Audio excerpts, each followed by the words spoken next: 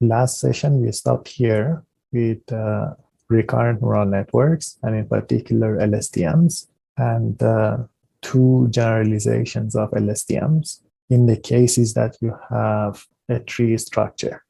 So far, we have covered a lot of architectures. We started with recursive neural networks. Then we introduced convolutional neural networks. Then we tried to find perhaps simpler models compared to recursive and convolutional, and try to borrow ideas from word vector representations. But we saw there is a catch. At inference time, we are doing optimization and we didn't like it.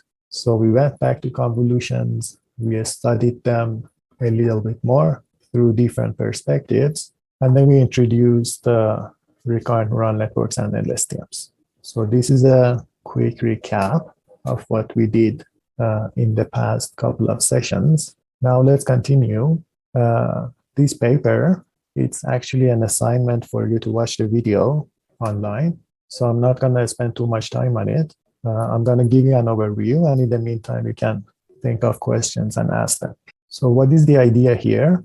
We are trying to come up with the simplest model possible. And that could be for each word in a sentence, you have the corresponding one-hot vector.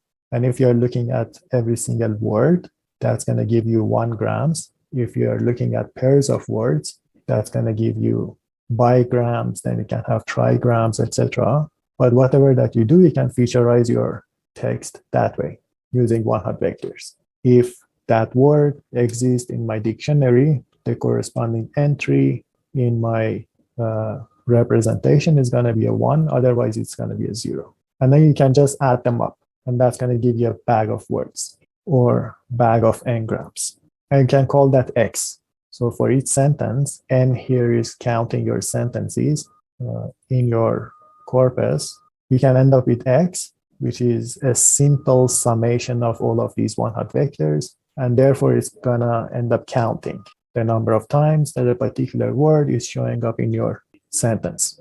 And then it's going to give you a very simple linear model. You take x multiplied by a, that's going to give you a weight matrix. Without any nonlinearity, you're going to multiply it by a b, and that b is going to give you the output dimension. Maybe in the end, you're doing sentiment analysis and you end up with 2 classes or 5 classes. And then the last one is just a softmax. So this is just a linear model. And then in the cases where you have a lot of classes in the end, rather than doing softmax, you can choose to do hierarchical softmax. But in this case, you don't have that many classes anyways. It's not like you're predicting your entire vocabulary. Because in CBOW, continuous bag of words, we had a similar architecture, but we were predicting one of the words in the middle. But now it's different. You are predicting the corresponding class. Equivalently, rather than these W's being one-hot vectors, these could actually be your word vectors. And then you can just add them up in this hidden layer. And because everything is linear, these two models are equivalent. It's as if A is your word embedding, because everything is linear. We can either multiply and then add, or we can add and then multiply by a matrix. It's going to give you the same results. The model is very simple.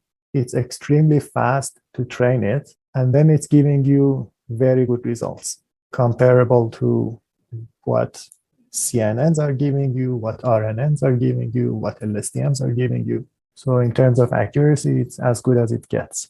There's also this new data set that I want you guys to explore. This is a large one. These are, you have images. Corresponding to each image, you have a sentence, which is describing the image, and then you have a tag for it. In that data set, you are going to get rid of the image, and then you're going to look at the sentence and the tag. And the tags are going to be your labels in the end. And in that case, you could end up with K that is large. But even in those cases, both the training and inference is really fast for this model. So what is the catch here?